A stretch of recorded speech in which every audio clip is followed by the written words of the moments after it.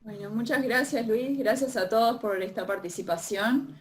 Y bueno, a Luis por la organización y a Ximena que también está colaborando. Entonces yo les voy a compartir la presentación para empezar, que no nos atrasemos mucho, porque me quedó un poquito larga, pero lo que estábamos conversando es que tiene como tres grandes áreas. La primera es justamente el rol ecológico, que es como que lo que me parece más importante. Entonces es la parte más grande, podemos hablar esa parte y luego abrir un espacio un poco de intercambio para que no quede esa parte muy colgada. Igual como les dijo Luis, si van surgiendo dudas o preguntas, las pueden ir dejando en el chat para que no se pierdan con el seguimiento de los temas. Y entonces hacemos un corte ahí, podemos hacer un primer intercambio y después seguimos con la otra parte y al cierre terminamos también contestando las nuevas dudas que surjan. Entonces, bueno, la temática es esta, carnívoros terrestres, rol ecológico, estatus de conservación y técnicas de estudio. Me voy a referir solo a los terrestres, porque es un poco diferente el mundo de los carnívoros marinos.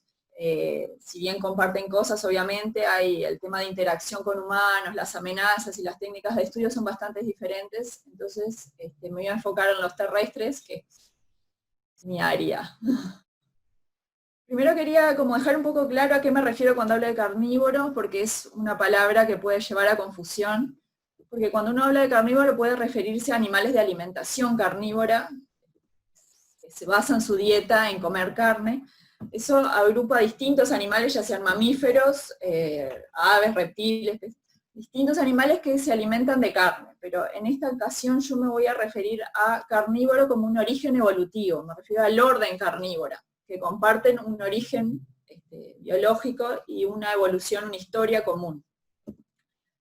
Este orden carnívoro pertenece al grupo de los mamíferos, por supuesto, y para ir afinando un poco a qué animales se refiere, aunque todos tenemos una idea, pero dentro del orden carnívoro hay dos subórdenes principales, que uno es los Feliformia, que asemejan a felinos, y otro los Caniformia. Dentro de los Feliformia están todos estos subgrupos, algunos son bastante conocidos, que bueno, tenemos los felinos, que es como el grupo más conocido dentro de los Feliformia, y después están, por ejemplo, las hienas, que muchas veces uno los confunde y parecen más bien parecidos a cánidos, y en realidad están más cercanos a los felinos. No sé cómo señalar acá, las hienas, bueno, los serpéstidos, que gracias a la película del Rey León, ¿no? La suricata se hizo famosa, y bueno, esa es una de las especies que hay. En general hay bastantes especies de mangostas que se les llaman, son también del grupo de los felinos, y después todos estos otros son bastante menos conocidos, son todos de forma parecida a los felinos, pero tienen ciertas diferencias, y bueno, por eso se agrupan en familias diferentes. Ahora acá en América, la única familia de este suborden son los felinos. O sea, en América solamente vamos a tener representaciones de felinos, y los otros sí están en África, en Asia y en Oceanía. Y dentro de los Caniformia, bueno, están los cánidos tradicionales, ¿no? Los mefíteos, que son los zorrillos, mustélidos, son por ejemplo los lobitos de río, los hurones, prosiónidos, como el coatí y el mano pelada. Después están los osos, y acá están incluidos los carnívoros marinos, que no nos vamos a centrar en ellos. Bueno, en América tenemos representaciones de todos, pero acá en Uruguay solamente hay de estos 4 grupos, como para tener una idea inicial de, bueno, a qué animales me refiero, pero voy a hablar en general de la función de los carnívoros. Entonces, bueno, algunas características que agrupan a estos animales dentro de este orden. En general tienen ojos al frente, eso les permite tener una visión binocular. Eso les permite poder calcular mucho más la distancia y la profundidad. Casi todas estas características están asociadas a su actitud como predadores, a su función de predación. Entonces, lo más importante para estos animales es poder atrapar de forma eficiente a su presa, y por eso priorizan el tener un buen control sobre la distancia y sobre la precisión. En cambio, los animales que son en general presa tienen los ojos a los costados, porque lo importante es aumentar su campo visual para detectar lo antes posible dónde puede estar el predador. Entonces así tienen más oportunidad de sobrevivir, y no tanto la precisión de dónde está, sino tener idea de que está ahí, y eso le permite huir lo antes posible. Después, bueno, tienen masticación ortal, que se llama de arriba hacia abajo, hay distintos tipos de masticación, dientes secodontes, que son esos con muchas puntas, que son bien para cortar y desgarrar. Pueden tener caninos largos y curvados, y las muelas carniceras, que son dos muelas bien sesgadas una con otra, que justamente permiten eso de cortar y desgarrar. En general todos tienen estas características, a pesar de que no todos se alimentan de carne, por eso les decía que hay una diferencia, porque estos refieren a su origen evolutivo y no a la alimentación que tienen hoy día. El caso más llamativo es, por ejemplo, el oso panda. El oso panda no se alimenta de carne ni ahí, porque fue una evolución posterior, pero sin embargo igualmente tiene estas características de un animal carnívoro. Tiene los dientes, estos ecodontes que se llama con muchas puntas, tiene las muelas carniceras, a pesar de que no se alimenta de carne. O sea, dentro de este grupo tenemos animales que son carnívoros, otros herbívoros y otros omnívoros, aunque la mayoría igual se alimenta de carne y cumplen un rol muy alto en la cadena trófica, que es lo que nos vamos a dedicar un poco más a hablar ahora a continuación. Entonces, bueno, ¿por qué habría que conservar a estos animales, ¿no? Bueno, podemos tener muchas razones, desde razones éticas, bueno, todos tenemos derecho a la vida, razones emocionales, que porque nos gustan, nos fascinan, o incluso nos producen emociones fuertes. Los carnívoros en general producen sensaciones de miedo, pero también de fascinación. Razones culturales, en muchas sociedades son íconos, símbolos de fuerza, de fuentes de inspiración. Razones económicas, podemos muchas veces aprovechar de ellos cuero, piel, para la fabricación de distintos productos, y por supuesto también el turismo. Y bueno, con estas razones en sí podemos estar más o menos de acuerdo, pueden ser más discutibles, pueden entrar más dentro de lo que es subjetivo, afín de cada uno. Pero yo creo que hay una razón que nos unifica a todos y que tenemos que tenerla siempre muy presente, que es la razón ecológica, que cumple una función en el ecosistema. Y esto es importante porque tiene que ver con el buen funcionamiento del ecosistema en el que estamos nosotros inmersos, o sea, tiene que ver con el desarrollo de la vida misma y de qué mundo le estamos dejando a las generaciones futuras. Entonces, esto no es una cuestión de estoy más o menos de acuerdo, puede ser, sino que esto es algo que es indiscutible, esto existe y es así, y bueno, después, si queremos tomarlo en cuenta o no, es otra cosa, pero sí saber que tienen esta función y que es real. Y entonces lo que pasa es que es como bastante difícil de comprender cuál es esta función en el ecosistema. Entonces se ha popularizado mucho esta noción de como los servicios ambientales, ¿no? Para tratar de dimensionar esto de como que la naturaleza nos da, nos brinda. Y bueno, refiere como a los beneficios que las personas y las sociedades obtenemos de los ecosistemas, y que de esto depende la vida y el bienestar humano. Claro, hay algunos que son bastante fáciles de comprender, como por ejemplo los alimentos, insumos para generar los medicamentos, o bueno, las regulaciones de la atmósfera. Pero el tema con los carnívoros es que es como mucho más abstracto la función que generan o este servicio ecosistémico que nos pueden estar brindando. Los carnívoros son reguladores de las cadenas tróficas y estructuradores de los ecosistemas. Esto es bastante abstracto, es más difícil de poder cuantificar y de medir. Por eso quiero profundizar un poco en esto ahora, de ver qué es y cómo funciona. En la naturaleza existen dos grandes fuerzas, que son las que regulan las cadenas tróficas y determinan la diversidad de los ecosistemas.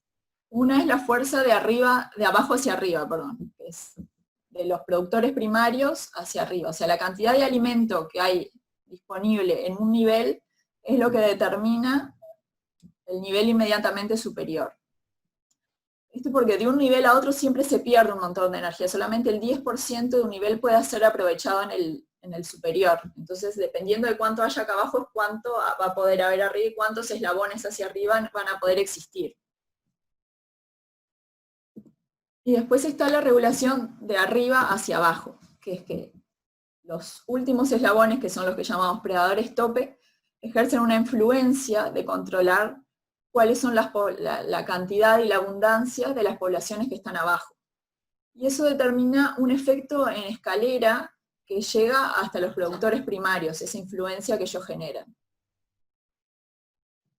Entonces, durante mucho tiempo hubo como un debate entre los ecólogos de, bueno, cuál de estas dos fuerzas era la que realmente regulaba los ecosistemas, y en realidad vieron que son las dos, dependiendo de cada ecosistema, es más fuerte una o más fuerte la otra.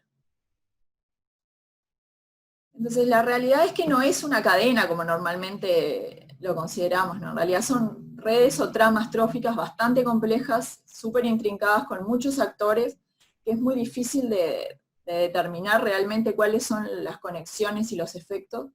Hay muchos trabajos de simulación por computadora, pero nosotros acá vamos a tratar de ver ejemplos para simples, con pocos eslabones dentro de la cadena, para poder ver un poco cómo es el mecanismo y cómo es que esta regulación funciona, y qué alcance puede llegar a tener. Entonces, bueno, hay dos cosas principales. Uno es que los depredadores regulan las poblaciones de herbívoros, por supuesto, entonces esto tiene un efecto inmediato en la vegetación, ¿no? Bueno, acá se puede ver con presencia del predador, la cantidad de herbívoros está controlada y la cantidad de plantas crece. Si esto se desajusta, o sea, se desaparece el predador, los herbívoros van a aumentar muchísimo sus poblaciones y va a disminuir la vegetación del lugar. El otro efecto más importante es que los predadores tope controlan las poblaciones de los predadores intermedios, o sea, animales de un tamaño un poco más chico, que son menos expertos en cazar y son regulados por estos predadores tope. No a veces tanto por la caza directa, sino por competencia. Como el predador tope es más competidor, es más fuerte, es mejor cazador, estos animales intermedios no pueden crecer tanto. Entonces, estando el predador, hay una cierta cantidad de predadores intermedios y una cierta cantidad de presas. Se ha visto que cuando el predador tope desaparece, estos predadores intermedios aumentan mucho sus poblaciones y eso hace que las presas disminuyan. Entonces, bueno, en esto de ver casos concretos, como les decía, es bastante difícil porque tenés que tener muchísimos datos, en general son efectos a largo plazo, y entonces tenés que tener muchos datos acumulados, tener bastantes las variables controladas para poder corroborar causa-efecto. Uno de estos casos, bueno, icónicos, es el del parque de Yellowstone, de la reintroducción de los lobos. Supongo que muchos tendrán ya conocimiento de esto. No me voy a detener mucho en este ejemplo porque en realidad hay muchos videos, hay mucha información, material muy didáctico en todos lados si alguien quiere buscar un poco más. Pero lo que sí me interesaba resaltar es que esto que vemos acá es como el efecto normal que uno puede llegar a predecir en base a estos datos que les comentaba, ¿no? Está el predador, en ausencia del predador, perdón, los herbívoros aumentaron sus poblaciones y determinaron un tipo de paisaje con una cantidad de vegetación que hasta ese momento se pensaba que era como lo normal. Cuando introdujeron los lobos, vieron que la cantidad de herbívoros disminuyó y la cantidad de vegetación aumentó de forma muy significativa. No es solo aparecieron unas plantitas nuevas, cambió la conformación del paisaje. Pero no solo eso, eso es como el ABC, lo que uno normalmente puede llegar a predecir. Pero lo interesante de esto es que vieron que hay un montón de otros efectos colaterales que son muy difíciles de llegar a predecir, y solo gracias a que pudieron tener un estudio tan sistemático pudieron verlo. Lo más llamativo es esto ¿no?, de que cambió el curso de los ríos. Supongo que capaz varios ya lo han escuchado, pero con la pérdida de la vegetación los suelos se erosionaron y entonces los ríos habían perdido su cauce. Gracias a la restauración de la vegetación, que eso es todo un efecto en cadena, ¿no? Al disminuir los herbívoros empezó a haber más vegetación, llegaron algunas aves también trayendo semillas, vinieron los castores, que también son ingenieros del ecosistema, que se llama, es decir, que arman represas en los ríos y tienen influencia ahí también con el cauce. Entonces, al volver a restituirse la vegetación, los suelos se volvieron más ricos, volvió a estar las raíces, y entonces los ríos volvieron a su cauce, al cauce que tenían originalmente, que se había perdido. Y eso es un efecto que es muy difícil de predecir en realidad, que la presencia o no del lobo tenga influencia en cómo es la hidrografía del ambiente, ¿no? Es como un efecto súper impredecible y llamativo, Y esto es el tipo de cosas que, bueno, quiero mencionar con los próximos ejemplos también, de que no es solo un efecto lineal que podemos medio que llegar a predecir, sino que hay un montón de otros efectos, un montón de otros vínculos profundos que pueden generar cambios muy significativos y que afecten incluso la vida nuestra del humano y del funcionamiento del ecosistema. Entonces, bueno, acá hay toda una serie de ramificaciones que se dio de esto, ¿no? Bueno, esto de los ríos, que es como lo más llamativo, pero después, bueno, un montón de especies que habían desaparecido volvieron a aparecer, incluso predadores, o sea, la diversidad del ecosistema aumentó muchísimo también. Y tuvo un efecto económico directo, que es que el turismo aumentó muchísimo también. Actualmente, asociado a los lobos, el turismo está entre 22 y 48 millones al año de dólares, gracias a la introducción de los lobos. Después, bueno, hay otro caso bastante interesante, que es el de la nutria marina. Esta nutria se alimenta de erizos de mar, principalmente, que son, bueno, estos que están acá, ¿no? Entonces, cuando no está la nutria, los erizos de mar empiezan a ocupar toda la superficie de las rocas y del fondo marino, y el paisaje marino del fondo marino se ve como acá. Y cuando aparece la nutria, empiezan a quedar espacios, los erizos no ocupan tanto la superficie y dan lugar al crecimiento de estas algas, que son algas muy grandes, muy fibrosas, que forman lo que se le dice bosque de algas, forest de algas, ¿no? Entonces, son zonas del fondo marino con todas estas algas muy largas, muy frondosas, que además de todo lo que generan, de que atraen pececitos y, bueno, y productores primarios, tiene un efecto muy fuerte en el oleaje y en las corrientes marinas, sobre todo cercanas a la costa. Entonces, en presencia de la nutria, las corrientes son más suaves y permite mucho mejor la navegabilidad o el nado en las costas de las playas.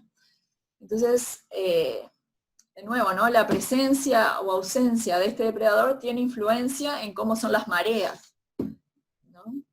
Un efecto mucho más profundo que el simplemente está o no está el erizo o está o no está el alga. Es otro efecto colateral bastante más difícil de poder predecir. Bueno, este es otro estudio bastante llamativo. Acá estudiaron cómo es la predación de los lobos en una isla. Muchos de estos ejemplos son en islas porque, como les decía, necesitamos casos con pocos eslabones, y en general en las islas no son tan diversas como el continente, entonces hay pocos eslabones y se puede medir mucho más cómo son estas relaciones de causa-efecto. Entonces, bueno, acá en esta isla lo que tienen es la predación de lobos, ¿en qué zona se produce? La cantidad de carcasas. Ellos vieron que las zonas más claritas y amarillitas hay en promedio alrededor de 12 carcasas, encontraron ahí. Y en las zonas celestes no hay ninguna. Eso quiere decir que los lobos tienen como rutas de cacería y llevan a los herbívoros siempre hacia las mismas zonas, y después luego esas carcasas quedan ahí descomponiéndose.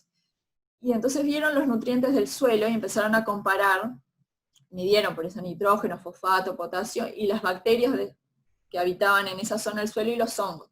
Entonces compararon, la línea más oscurita es lo que midieron en las zonas con más presencia de carcasas, ¿no?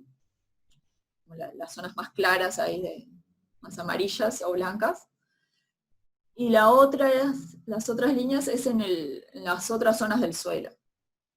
Entonces vieron que en esas zonas donde los lobos dirigían a estos animales y que después quedaban descomponiéndose ahí, eran mucho más ricos, tenían mucha más proporción de nitrógeno, potasio, y muchos más microfauna, ¿no? Muchos más bacterias, muchos más hongos descomponedores. Eran zonas del suelo mucho más diversas. Y esto también es como muy difícil de poder pensar que la presencia de un predador tenga influencia en cómo es la diversidad y la organización de la diversidad del suelo. Y eso vieron que también tenía impacto en cómo es la ecología y la vegetación del paisaje. O sea, hay zonas donde crecen determinadas plantas y otras que no, asociado a esta presencia de nutrientes, que está determinado por la presencia o no de estos predadores.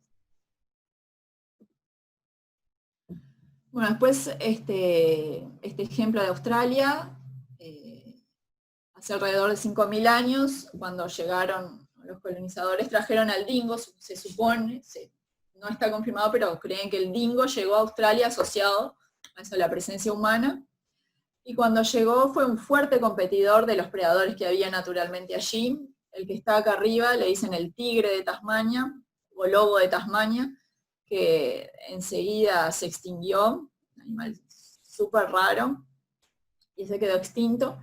Y el que está abajo es el demonio de Tasmania, que es en el que está inspirado este personaje del demonio de Tasmania, porque a pesar de que es chiquito, es muy feroz, tiene unos dientes muy grandes,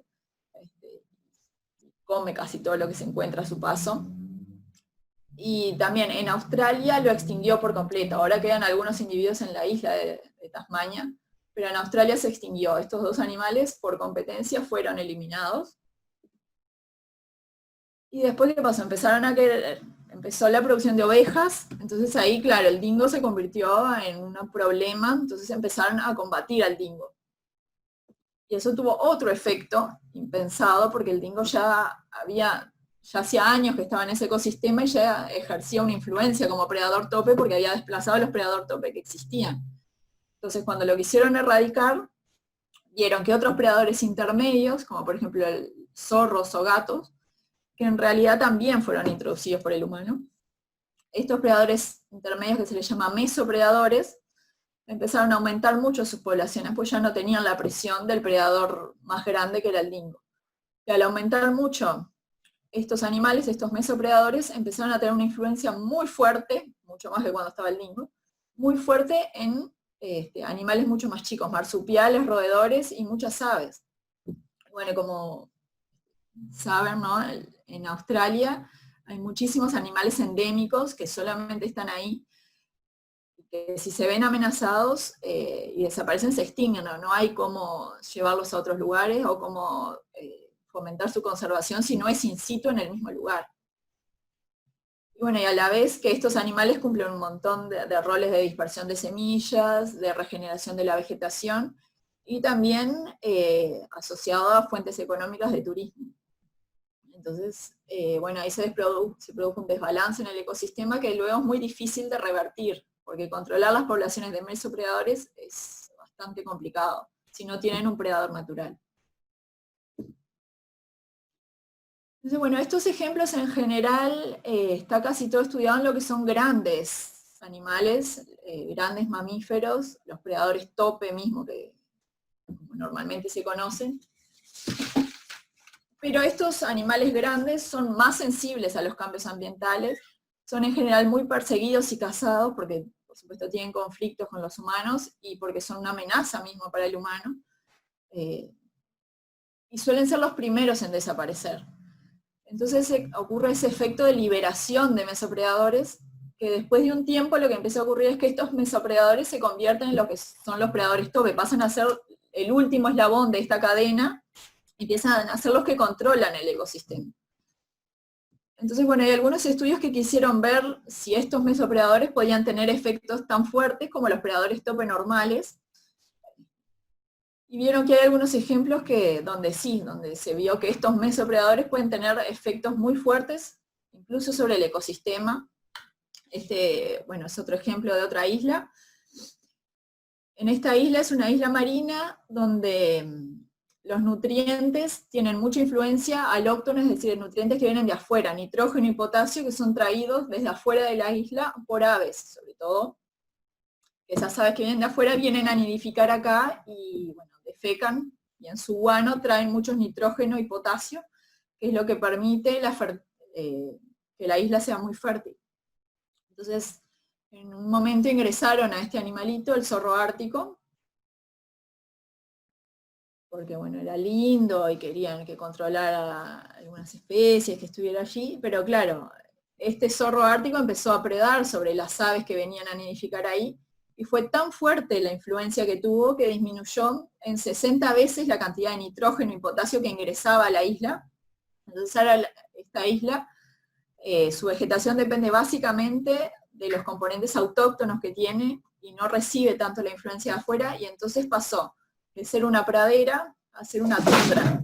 O sea, cambió el bioma de la isla, la presencia o no de este predador.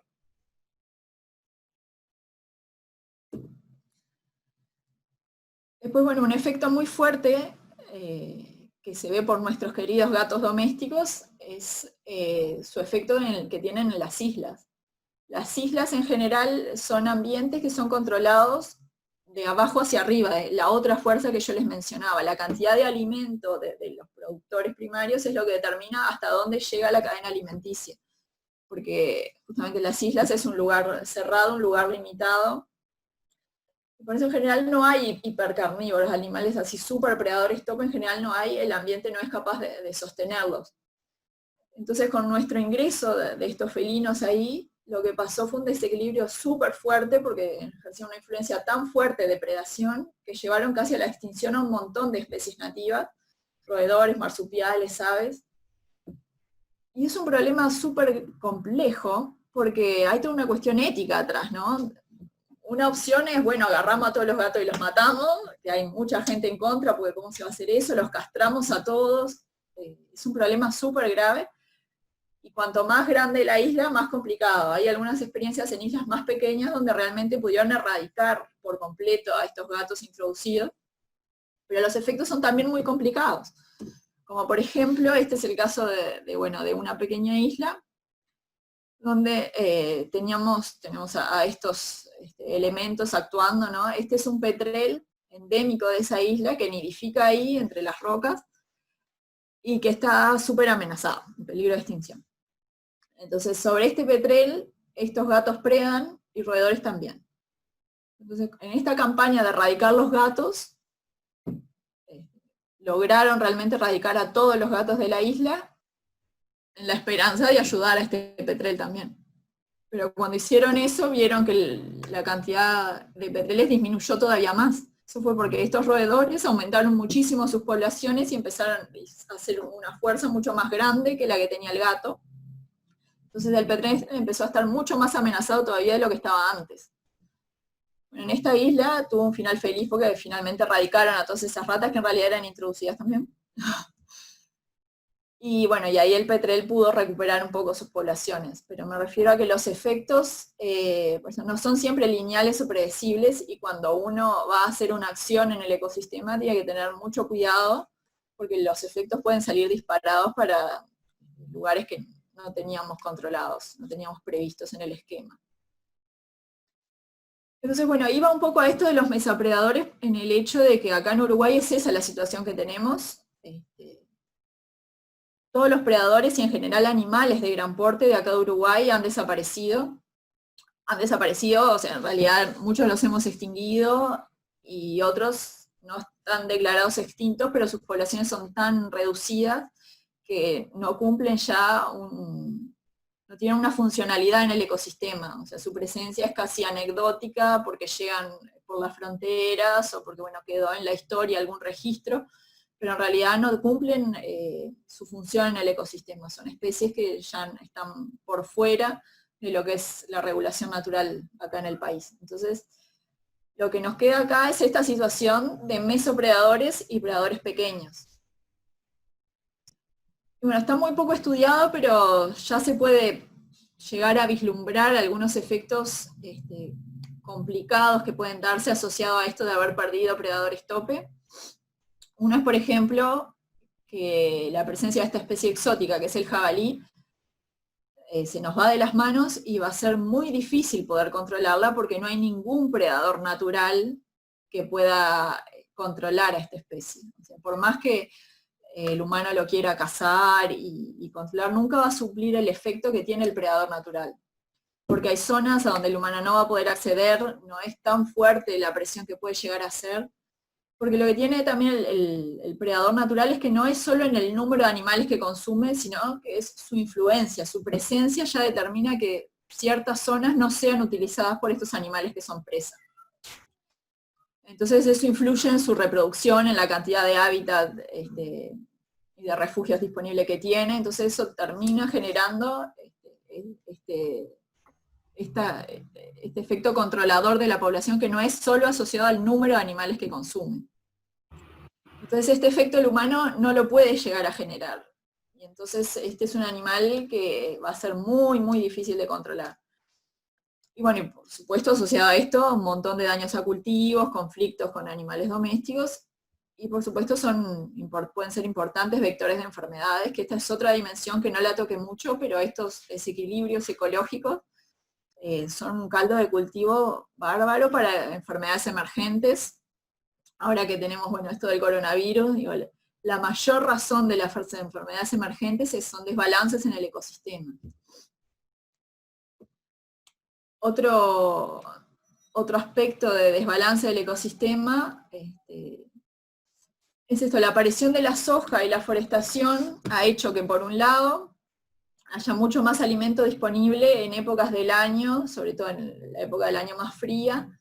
Entonces, animales como la cotorra y la paloma se vieron favorecidas en cuanto a que tienen alimento casi todo el año ahora.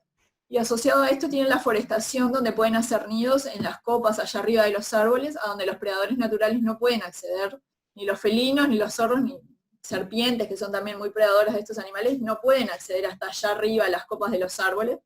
Entonces estos animales quedaron por fuera de la regulación de los predadores. Y es una de las razones por las cuales dispararon estas poblaciones de animales y todos los efectos nocivos que tienen en los cultivos y en el ecosistema. Y es una cuestión de ordenamiento territorial que habría que pensarla muy bien, porque tenemos por un lado el cultivo, la forestación, el agua. Estos paisajes en mosaico generan justamente la disminución de los predadores en la zona y el aumento de los recursos, ya sea de refugio y de alimento para estos animales. Entonces, sus poblaciones dejan de poder ser controladas por los predadores y ahí se disparan. Pero en realidad es muy poco lo que logramos ver nosotros, ¿no? El alcance es mucho más profundo y las repercusiones son mucho más imprevisibles. Por eso tenemos como que tener esta idea de que las conexiones de las redes tróficas del ecosistema son muy grandes, muy profundas, y que están ahí por más que nosotros no las veamos, y los efectos que pueden tener, incluso para la salud nuestra, la salud humana, pueden ser muy grandes.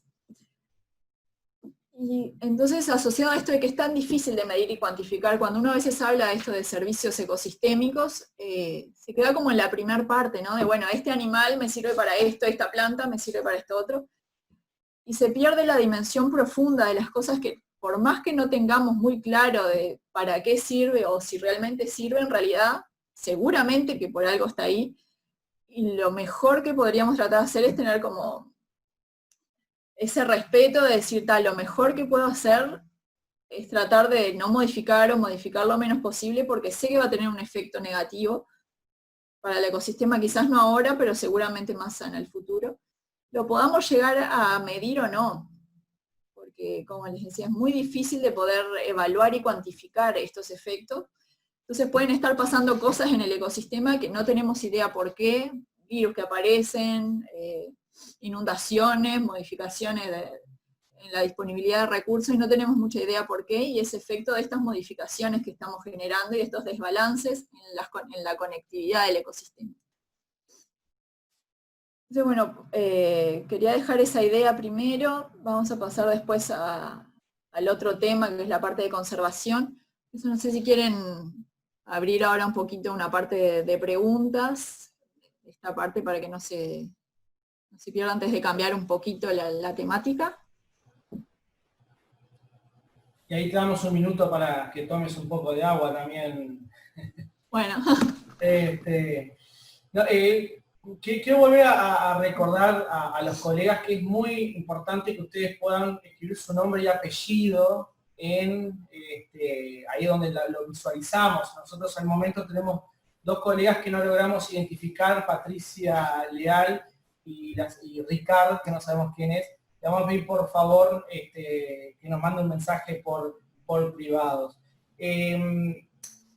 Nadia, Sí. Claudia Correa manda un mensajito diciendo: existen estudios del impacto de la liberación de gavilanes en algunos puntos de Montevideo para el control de palomas. Bueno, eso en realidad es un poco más asociado a a estos grupos de cetreros, que en general se ha visto que tiene muy buen resultado, es uno de los métodos de control de palomas más eficientes. El tema es que apenas pasa un tiempo en que se van los cetreros, digamos que se va este predador, las palomas vuelven. Entonces es un efecto que hay que sostenerlo todo el tiempo, porque los animales tienen una rápida forma de adaptarse y de acostumbrarse. Entonces después de un tiempo en que no fueron los cetreros, ya las palomas vuelven. Ah. Pero sí hay estudios que es uno de los métodos más eficientes de control de palomas. Después Erika Acuña pregunta, ¿qué se toma o se debería tomar en cuenta a la hora de introducir un depredador? A la hora de introducir un depredador, yo creo que lo ideal sería no hacerlo bajo ninguna circunstancia, salvo que sean situaciones súper controladas. Sobre todo de tratar de restaurar lo que era el ecosistema natural, pero hay que tener muchísimo cuidado porque por esto que decimos de que las repercusiones pueden escapar totalmente a lo que nosotros podemos llegar a ver. En este sentido, hay muy pocos casos donde se ha tratado de hacer. Bueno, en el Parque Yellowstone es uno que salió muy bien. Y bueno, acá en Argentina está la fundación de Tompkins, ¿no? Que están tratando de restaurar todo el ecosistema natural y quieren reintroducir jaguares. Ahora, ahí es un trabajo que están haciendo hace mucho tiempo y que se dieron muchas situaciones previas de restaurar desde las bases, ¿no? Si van a reintroducir jaguares, tienen que tener en cuenta que tienen que tener suficiente cantidad de presas en esa zona, tienen que estimar cuál es la población que esa área puede soportar, porque si se llega a escapar de ese lugar pueden llegar a tener conflictos con humanos muy graves. Entonces, esa área tiene que tener la cantidad de refugios y de presas lo suficientemente abundante para que este predador pueda estar y subsistir ahí.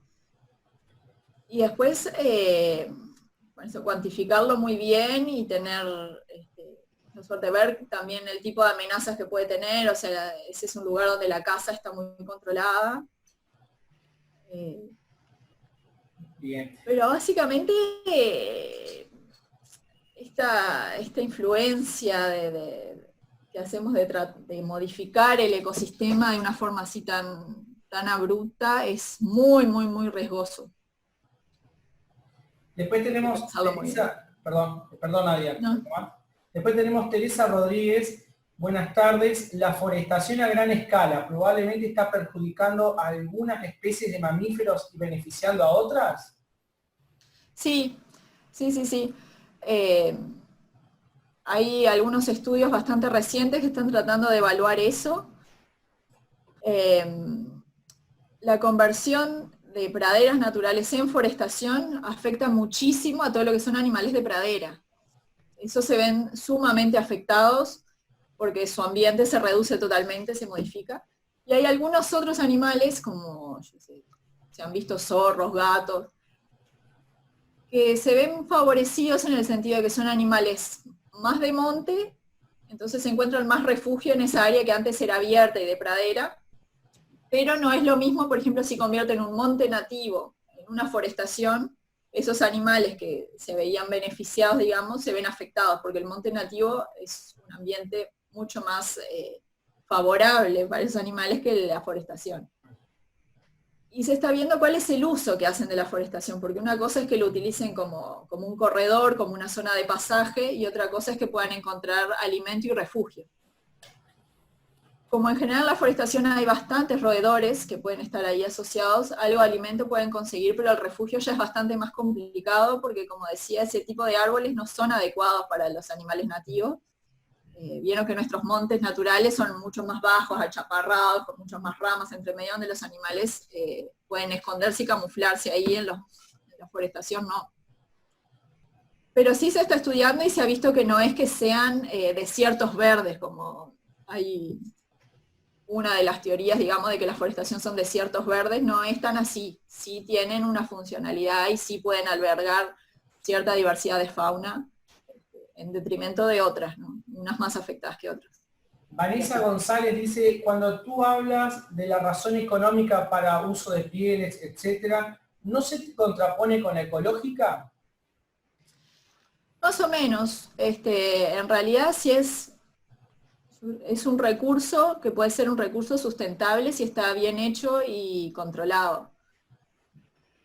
O sea, a nivel personal quizás, a mí no es que me guste utilizar pieles de animales nativos, pero si eso no afecta a la funcionalidad y a la continuidad de la población y de la especie, en realidad no es que haya nada que diga que está mal, más allá de una cuestión ética, pero de una cuestión de la funcionalidad y de mantener la conservación del ecosistema, si se hace de una manera, por eso, sustentable y que no disminuya las poblaciones y que no disminuya la función ecológica que ese animal genera allí, en realidad no estaría mal hacerlo. Y de hecho, hay bastantes estudios que se podría hacer. Lo que pasa es que tenemos que tener estudios de base que faltan muchísimo de cuál es la abundancia realmente de esas especies que tenemos acá, las tasas de reproducción, otros tipos de amenazas. Y después está, bueno, las cría en cautiverio, que en algunos casos puede ser, y en otros no, con fines de eso, usar carne y piel. Bien. Después, Mónica Bertoletti plantea, ¿se han hecho avistamientos de pumas? ¿Qué ocurriría hoy con esa reintroducción? Sí, los avistamientos en realidad son por un proceso natural, ¿no? Que como hay muchos pumas del lado de Brasil y también algunos de Argentina, llegan como una forma de dispersión natural. Pero acá en Uruguay ya es imposible poder sustentar poblaciones viables de animales muy grandes, o sea, de jaguares y de pumas, que sean grandes poblaciones es imposible por el tipo de ambiente y de matriz ecológica que tenemos.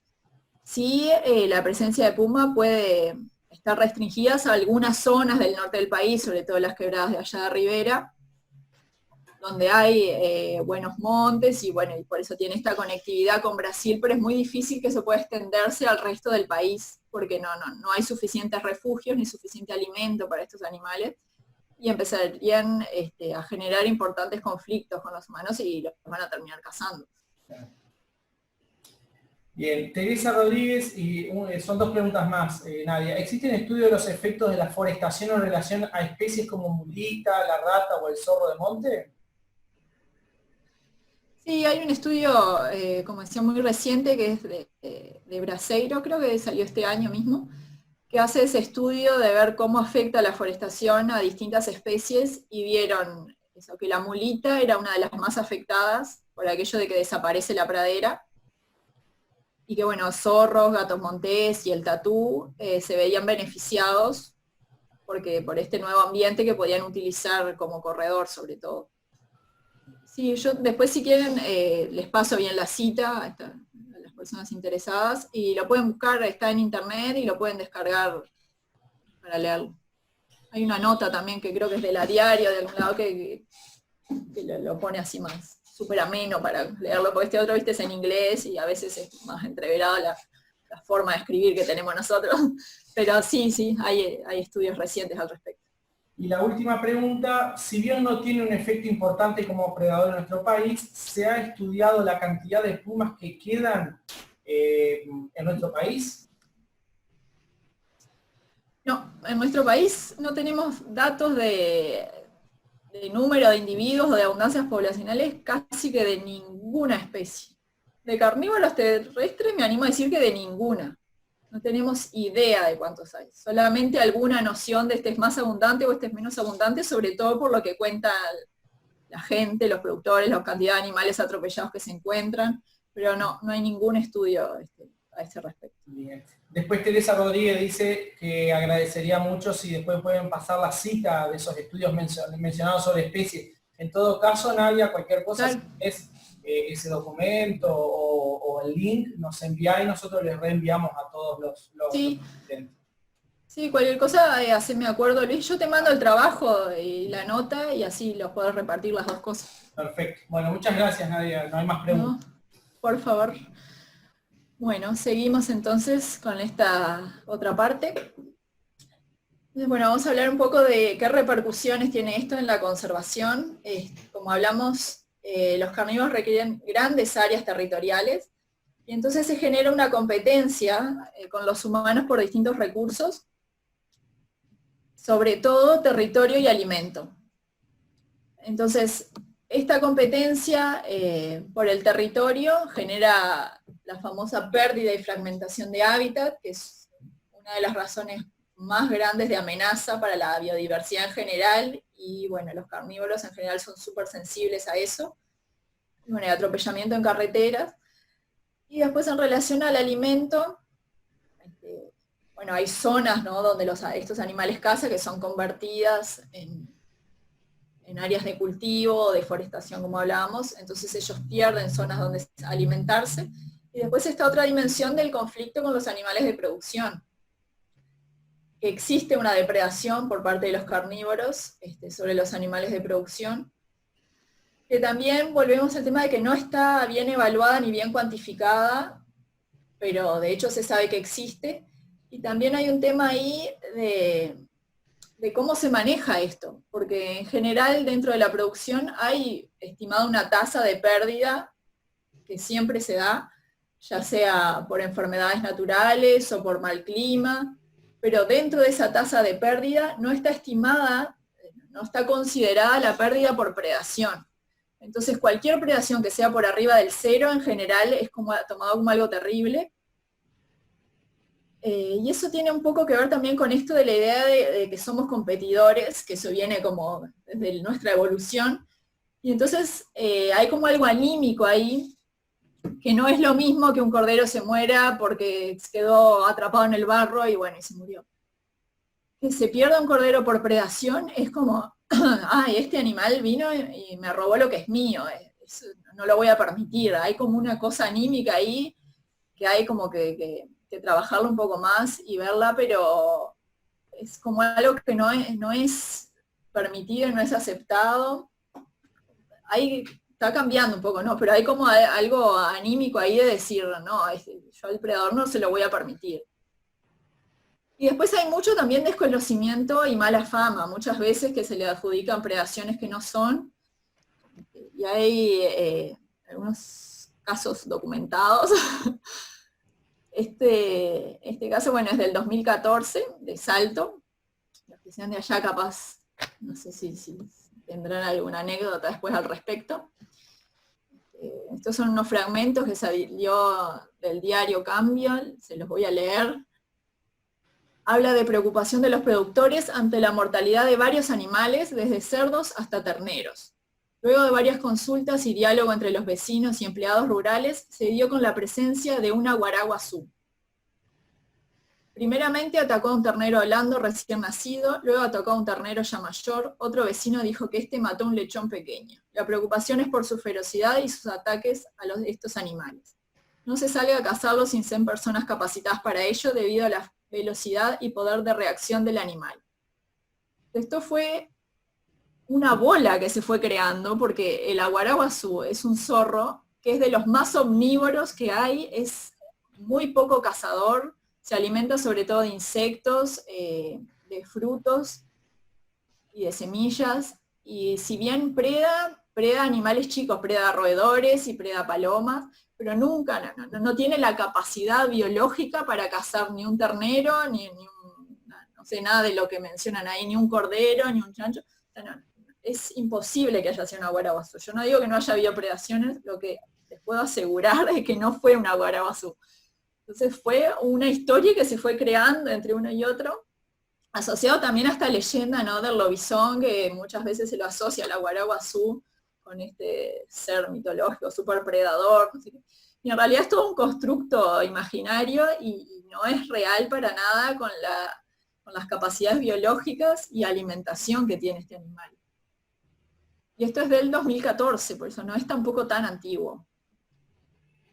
Después, bueno, muchas veces surge la creencia de ver jaguares en un lado o en otro, siendo que están extintos en Uruguay ya desde 1926. Bueno, también un diario de Rocha del 2010, que habla de que un yaguareté apareció en los campos del este, al que se le atribuye la muerte de corderos al por mayor. Bueno, un señor logró fotografiar al ejemplar y según los datos brindados, ese gato grande de cola anillada fue atacado por 4 perros, emprendiendo una rápida huida hacia la copa de un árbol. Entonces Leonel Olivero, presidente de la Sociedad de Fomento, indicó que algunos productores sufrieron estragos con muerte de hasta 50 corderos. Y bueno, acá está la foto, que es un gato montés, ese animal. A un jaguar, una persona que se encuentre con un jaguar jamás lo va a describir como un gato grande de cola anillada. El jaguar es un animal mucho más grande, súper impactante, y no es de correr y treparse a los árboles, y menos a ese árbol de esa manera. Entonces, hubieron muerte de corderos, se vio un gato montés en la zona y se limpió. Este es el responsable, y en realidad este gato montés seguramente no tenía nada que ver, porque en general los gatos monteses tampoco, no son predadores de corderos, no tiene esa capacidad. Predan en animales mucho más chicos. Capaz un cordero pequeño sí, pero digo, no es que tengan esas muertes al por mayor, como decía ahí. En todos estos casos, en general, son perros, jaurías de perros asilvestrados. En algunos casos se ha podido llegar a demostrar, en otros no. Pero por eso, en general, en el imaginario humano siempre es un animal silvestre, salvaje, el que está generando esto. Siendo que ya en Uruguay, como les digo, no tenemos animales salvajes grandes que puedan matar terneros o este tipo de matanzas así tan grandes como están poniendo en estos lugares. Después, bueno, este es otro caso que se dio también acá en el Uruguay. Bueno, en un pueblo del interior también empezó a aparecer muerte de animales y se empezó a correr la bola de que estaba el chupacabra en la zona. Y bueno, estuvieron buscando al chupacabra y llamaron a la policía y al final también capturaron unos gatos monteses y los mataron. Y salvaron al pueblo del chupacabra, y esto es la foto de una escuelita del trabajo, ¿no?, de cartelera que hicieron los niños, y esto es una de las cosas que dijeron los niños, de los que les quedó, ¿no?, en la mente. Queridos vecinos, estén en alerta, el chupacabra está muy malo. Cuide su majada, tenga cuidado, si lo ven avisar a la policía. Y acá en el dibujito ven al policía disparándole a un gato que no está ni cerca del cordero, está arriba de un árbol. Pero entonces quedó esta idea de que estos gatos son chupacabras, matan corderos, son una amenaza, ¿no? Se construye como esa idea y que está basado en esta mala fama y no tiene un sustento real. Bueno, este es un texto que me pareció, no sé, que reúne un poco de las cosas que hemos hablado. Es un texto que habla del zorro gris o de campos, el medio larguito, pero igual se los voy a leer. En el Uruguay, esta especie está disminuyendo rápidamente. Al zorro se le puede atribuir la muerte de algún cordero o que incursionan los gallineros. Esto hace que solo apreciemos el daño aparente que a nuestros intereses pueden hacer ocasionalmente. Pero no debemos olvidar que estos impiden la excesiva propagación de roedores y aves que cuando abundan son un azote para la agricultura. El zorro, como otros tantos animales, cumplen un papel de primer orden en el equilibrio biológico, el que ya está bastante alterado por la destrucción de montes, el uso de insecticidas, caza comercial, mal manejo de nuestros recursos naturales, etc. Depende pues de nosotros el futuro no solo de la fauna y flora, sino de nosotros mismos y las generaciones futuras. El entender que solo conservando nuestro entorno natural y no en guerra con él como hasta ahora, solo así lograremos salvar a nuestro ya maltrecho mundo animal, en el cual ya nos vamos quedando cada vez más solos. Esto fue escrito en 1983 por un colaborador del Museo de Historia Natural y es totalmente actual hasta el día de hoy. Por eso se los quería comentar, que ya en el 83 existía como esta idea, pero es difícil lograr de permear a la sociedad, y ahí es donde este tipo de instancias y vínculos creo que nos hace muy bien a todos. Bueno, estas condiciones han hecho que los carnívoros estén en esta situación de amenaza, según la UICN a nivel internacional. El panorama no es tan terrible como podría ser en base a todos estos elementos que vimos. En realidad el 58% de las especies tiene un bajo riesgo actualmente de extinción. Un 9% está cercano a la extinción, un 25% está amenazado, 2% ya se han extinguido, y un 7% no hay datos. Data déficit. En sí, de los carnívoros terrestres del Uruguay tenemos 16 especies. De esas 16, según su categoría a nivel internacional, solamente una se encuentra amenazada, que es el lobo grande de río, que acá en Uruguay tiene muy poquitos registros y en realidad no está considerado amenazado en Uruguay, pero digamos que no lo tenemos. Pero a nivel internacional se encuentra amenazado. Después hay 5 que están casi amenazados a nivel internacional y 10 de preocupación menor. Y la categoría a nivel del país, porque hay como una diferencia, ¿no?, de lo que es a nivel internacional y otro lo que es a nivel local. A nivel local, si bien acá en Uruguay no tenemos todavía una lista roja, está este trabajo de Soutullo y colaboradores del 2013, que evaluaron en categorías de si estaba amenazado o no, si era prioritario para conservación, ya sea por amenaza o por otros aspectos. Entonces, de estas especies de acá del Uruguay, para Uruguay, tenemos una que está extinta, considerada ya extinta, que es el jaguar. Tenemos 7 que se consideran amenazadas. 4 son prioritarias para conservación a pesar de no estar amenazadas. Esto es debido al rol que cumplen en el ecosistema, a la función como recurso potencial y a poder ser consideradas como especies icónicas. Especies, ¿cómo es que le dicen? Especies de alto valor cultural. Después hay una que no está evaluada, que es el yaguarundí, un felino que apareció, que se registró en el 2016 para acá para Uruguay, gracias a fotos de cámaras trampa, pero no se sabe mucho de cuál es su situación acá en Uruguay.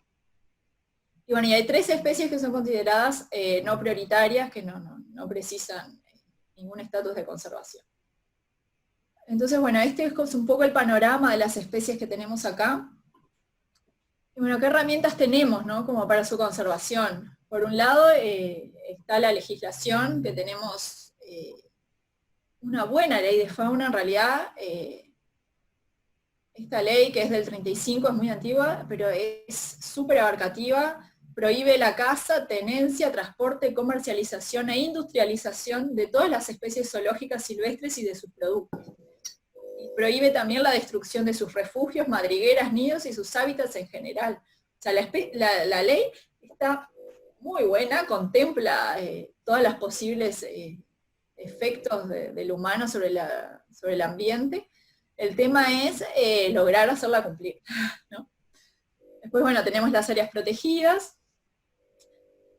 Tenemos como herramienta el trabajo con la comunidad, por un lado tratan de sensibilizar y concientizar, que ahí, bueno, todos ustedes tienen un rol clave, porque esto sobre todo apunta a generaciones futuras, ¿no? Poder construir una relación con el ambiente diferente a partir de ahora, y por eso, sobre todo para las generaciones futuras, y ahí es donde ustedes tienen un rol clave y fundamental.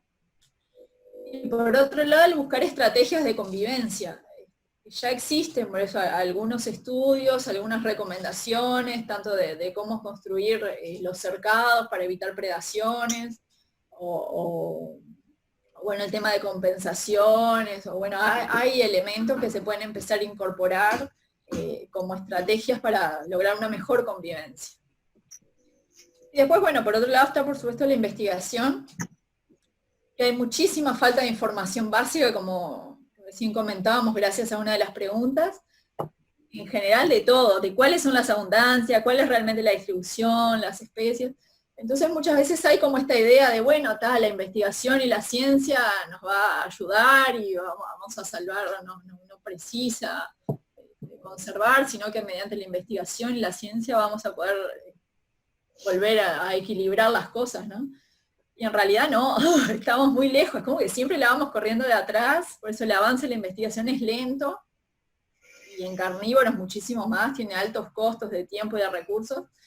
Entonces, como que lo ideal, por eso es tratar de no modificar antes, por eso en vez de reintroducir al predador, tratar de que nunca se pierda, porque después es muy difícil poder tener la información necesaria para hacerlo bien. Bueno, para estudiar a estos carnívoros hay bastantes dificultades porque tienen naturalmente en general bajas abundancias, están en peligro de extinción, entonces no es lo mismo como con otros animales que podés ir y bueno, te agarras unos cuantos y te los traes al laboratorio y los estudiás. Son nocturnos y secretivos, entonces es difícil de verlos de forma natural así en el ambiente. Se requieren permisos de colecta porque por suerte están protegidos. Y entonces son muy difíciles de ver, de capturar y de muestrear, pero por suerte en los últimos años se han desarrollado algunas nuevas herramientas que nos permiten acercarnos a ellos. Bueno, por un lado están los rastros de huellas y fecas, que nos pueden dar una idea de qué animales hay en la zona, porque muchos tienen formas particulares en sus huellas y en sus fecas. Pero claro, tiene algunas limitantes, por ejemplo, si vemos huellas de zorro, no sabemos a cuál especie de zorro corresponde. Pero nos pueden dar una buena idea de las especies que hay en el ambiente. Después están las cámaras trampas, que fue un invento maravilloso, que bueno, son estas cámaras que se activan mediante el movimiento o mediante sensores de calor. Entonces uno las instala en los montes, en la naturaleza, en el área que quiera muestrear, y cuando pasan animales saca foto o puede sacar videos. Entonces ahí tenemos una forma de acercarnos a la dinámica natural del ambiente sin estar ahí con nuestra presencia modificándolo, porque aparte los predadores lo que tienen es eso, ellos te van a detectar a vos mucho antes que nosotros los detectemos a ellos, entonces nuestra presencia hace que sea mucho más difícil poder verlos, pero con estos elementos podemos llegar a tener mucha información. Y después la telemetría, son unas nuevas herramientas que lo que requiere es que tenés que capturar al animal para ponerle el radio collar, que se llama, o bueno, el collar, que emite una señal de radio y una señal de GPS. Entonces después con una antena uno puede ir monitoreando cuál es el recorrido que está haciendo el animal en el ambiente. Son herramientas también muy buenas que te permiten muchísima información, pero son equipos caros y se requiere por eso capturar al animal para ponérselo, que no es menor. Y después tenemos la parte de análisis genéticos, que es en lo que yo trabajo. En el Instituto Clemente Estable trabajamos con herramientas genéticas para la conservación de estos animales. Entonces, las muestras que podemos usar son sangre, pelos, feca y también animales muertos, que esto lo que está muy bueno es que no hay por qué capturar a los animales, sino que trabajamos sobre todo con lo que llamamos muestras no invasivas. Entonces, podemos utilizar cosas que los animales dejan naturalmente en el ambiente, como ser las fecas, ¿no? Los excrementos.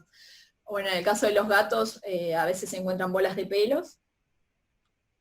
O bueno, animales de zoológico, que se les toma pelo y sangre. Y los animales muertos en las carreteras también son fuente de información. Entonces, a partir de este ADN podemos tener un montón de datos, desde determinar la especie, el sexo, la variabilidad genética, los parentescos, el tamaño poblacional y la dieta.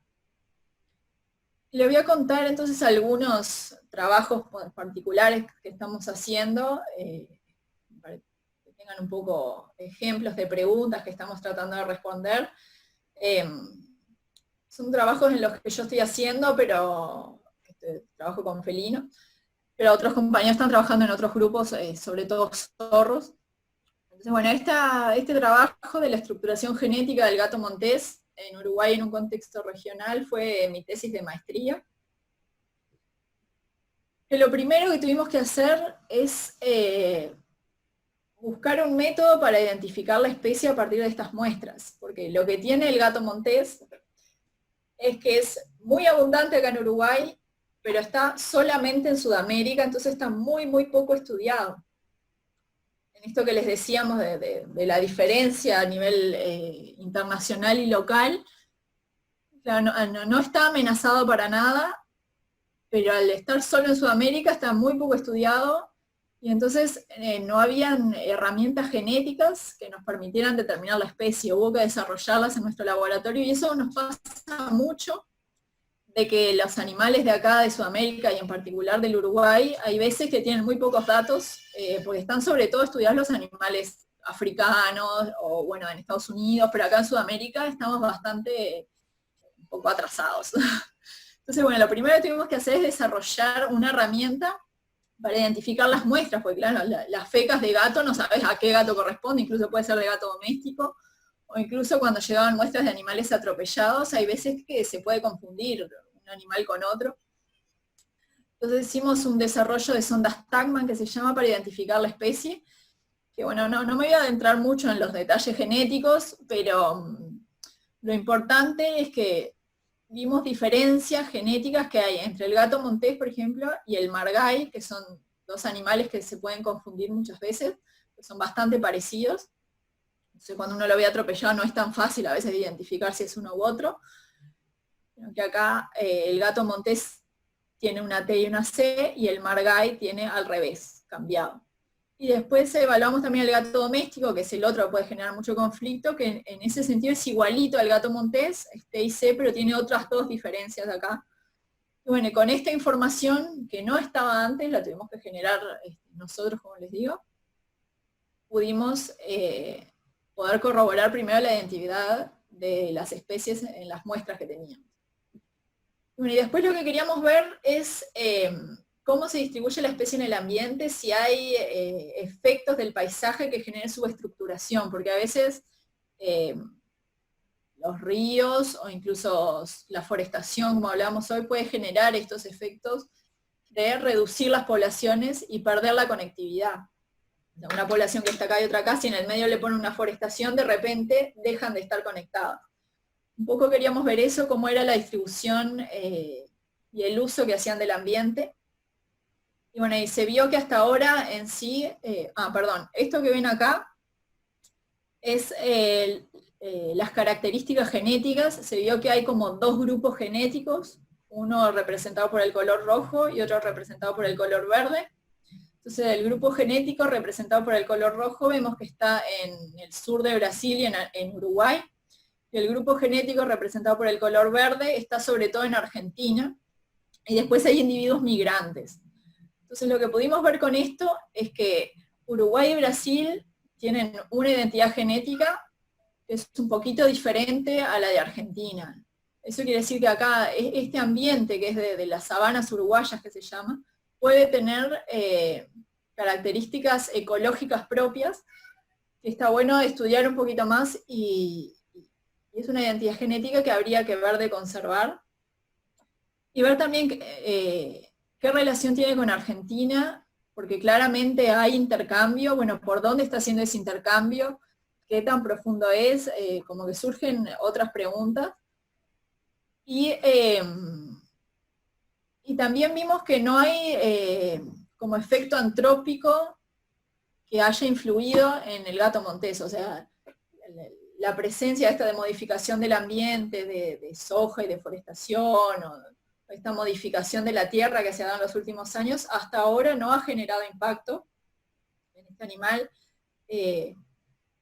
pero hay que tener en cuenta que la señal genética demora un tiempo en aparecer, o sea, puede aparecer la barrera y demora unos años en aparecer la señal genética. Entonces este estudio sirve como línea de base para repetir dentro de unos años, y bueno, y ver si hay alguna de estas modificaciones que se vienen haciendo en el ecosistema, cómo pueden haber influido. O sea, sirve como un estudio de base.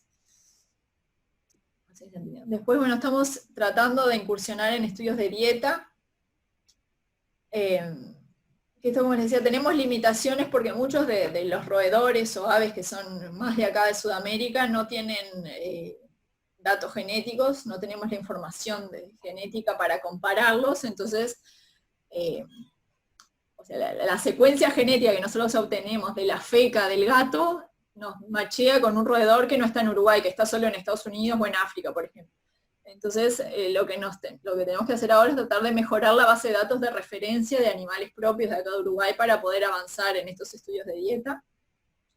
Queremos empezar a hacer también estudios en relación con enfermedades. Tenemos un proyecto que está por comenzar ahora, bueno, que en realidad un poco empezó, pero estamos buscando financiación, que es sobre la toxoplasmosis en felinos, que en realidad surgió de interés porque la toxoplasmosis puede afectar a los corderos, puede generar abortos, y lo que se quiere ver es si los felinos silvestres que habitan cercanos a los establecimientos de estos corderos pueden estar siendo vectores que transmiten el toxoplasma a los corderos.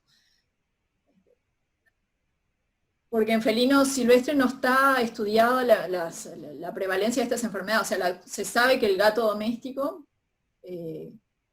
suele ser un vector de toxoplasmosis, un vector definitivo, pero en los gatos salvajes no se sabe si hay mucha infección o poca por toxoplasmosis, no tenemos idea todavía.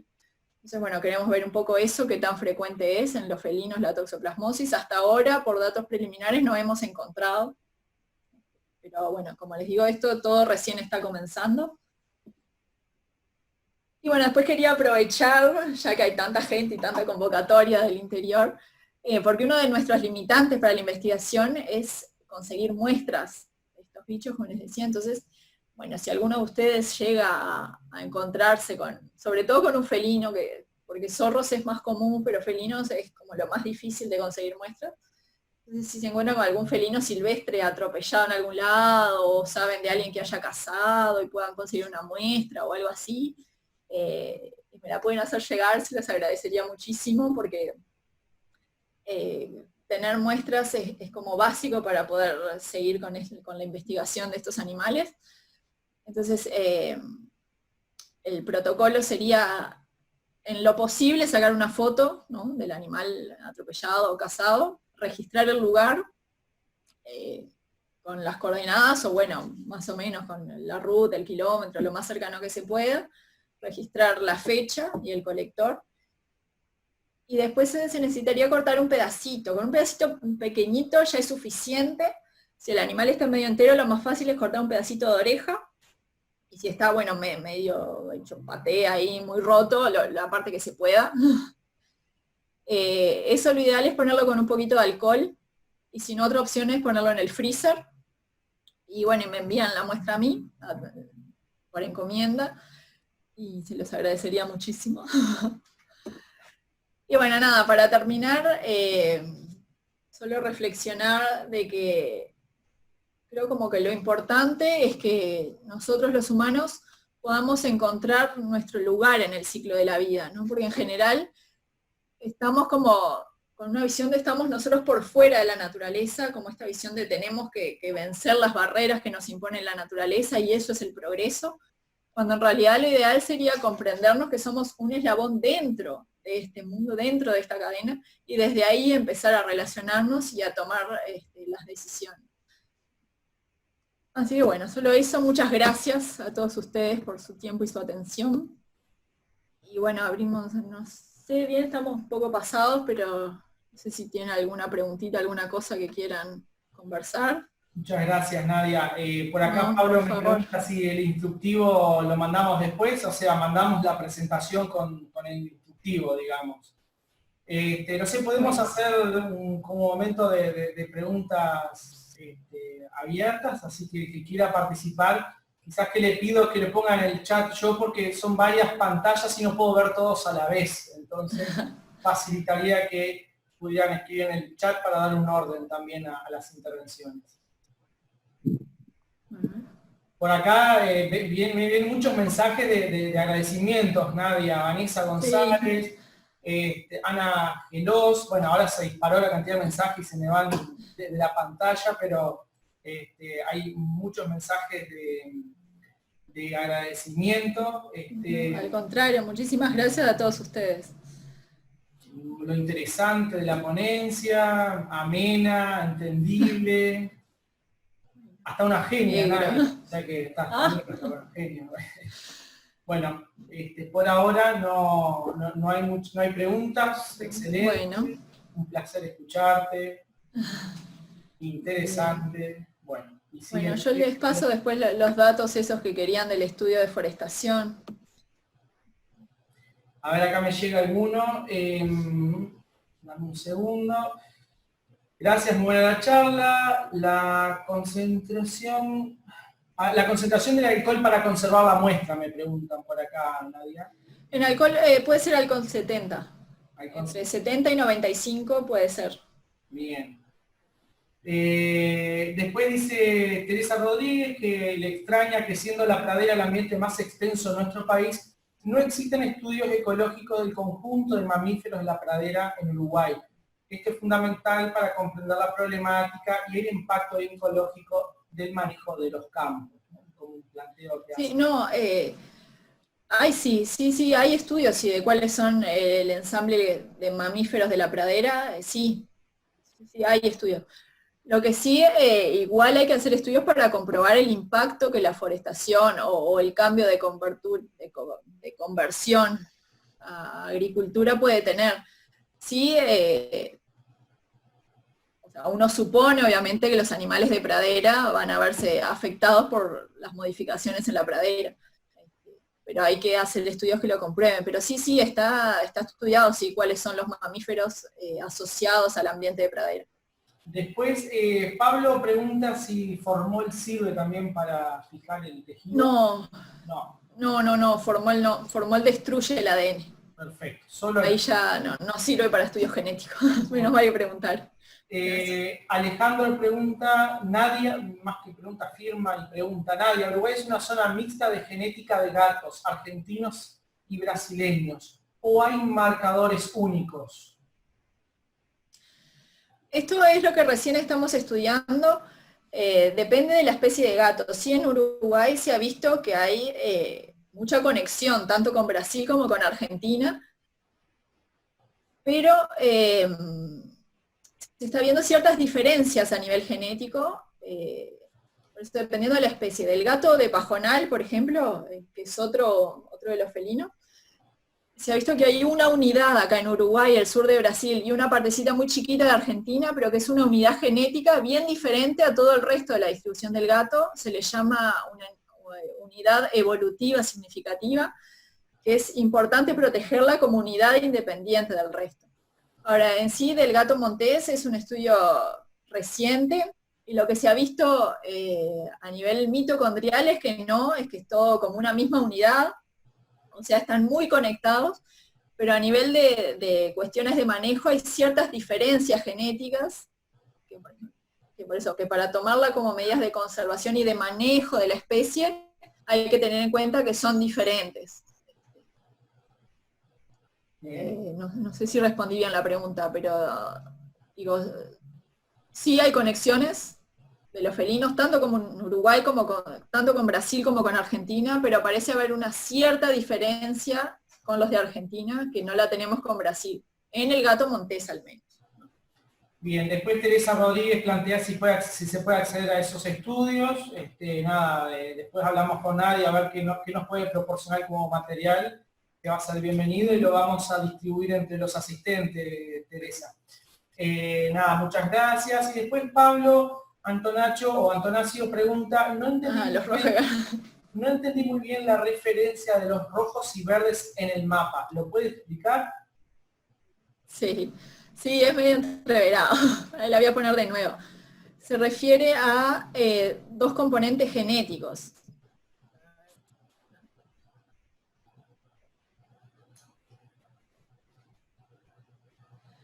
Lo que representan dos colores en realidad es dos grupos genéticos. Hay un grupo genético que tiene determinadas características, que lo representamos con el color rojo, y hay otro componente genético que lo representamos con el color verde. Entonces lo que se ve, por ejemplo, en las muestras de Brasil, es que la proporción de rojos y verdes es muy parecida. En Uruguay también, y en Argentina son casi todos del grupo verde. Eso quiere decir que en Argentina tiene una identidad genética un poco diferente, que sobre todo vienen migrantes de Argentina hacia este lado, pero que acá en Uruguay y Brasil esa genética se modifica un poco para adaptarse a condiciones particulares que tenemos en esta región. Y por eso, desde Argentina hacia el este, empieza a ser un poco diferente el acervo, las características de los marcadores genéticos de los individuos de esta región de la sabana uruguaya. No sé si se entendió. Si no, después les puedo compartir el trabajo o hablarlo más por privado o algo, no sé. Bien, después, después Pablo Antonaccio comparte, si nadie quiere, puedo hablar con Facultad de Veterinaria, Cátedra de Parasitología para buscar apoyo al trabajo de toxoplasmosis también. Sí, nosotros tenemos algunos contactos ahí, en realidad estamos trabajando con algunos del Pasteur, y ellos tienen contactos con algunos veterinarios, pero sí, siempre es bueno sumar colegas y conexiones. Y después Alejandro pregunta, ¿esos genes son nucleares? No, yo trabajé, bueno, sí, son nucleares, pero digo, son microsatélites, que son genes hipervariables, marcadores hipervariables, perdón, que lo que hace es ver diferencias bastante sutiles. Hay otros marcadores nucleares que en general son mucho más conservados, pero estos te permiten ver diferencias bastante sutiles, porque tienen una tasa de variación muy alta, son microsatélites. Bien. Bueno, creo que no hay más preguntas en el chat, no sé si algún colega tiene alguna otra consulta, si no me resta en nombre de la directiva, Nadia, darte muchísimas gracias, son infinitos los saludos y los agradecimientos por tus aportes y lo enriquecedor que fueron. Capaz que te pido que te quedes un minutito al finalizar la conferencia y a los demás colegas agradecerles mucho la presencia. Rogarles nuevamente que próxima vez al ingreso coloquen sus nombres y apellidos de la inscripción para poder identificarlos más fácilmente. Y bueno, nada, darles muchas gracias y nos reencontraremos en los pastizales naturales del Uruguay este jueves con Oscar Blumet. Así que muchísimas gracias y estamos a las órdenes. Gracias, colegas.